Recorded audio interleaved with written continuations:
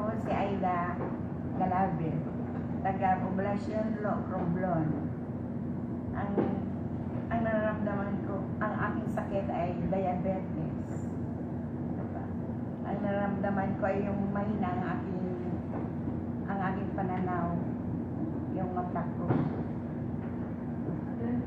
Ang ginawa sa akin ay eye massage, gano'n.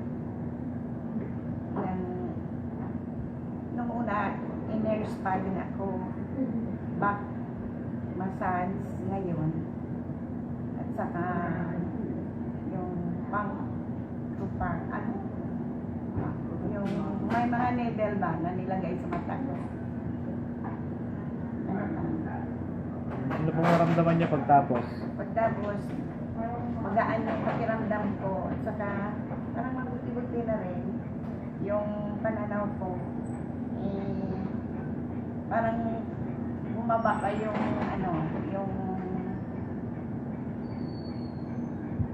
yung snow ba?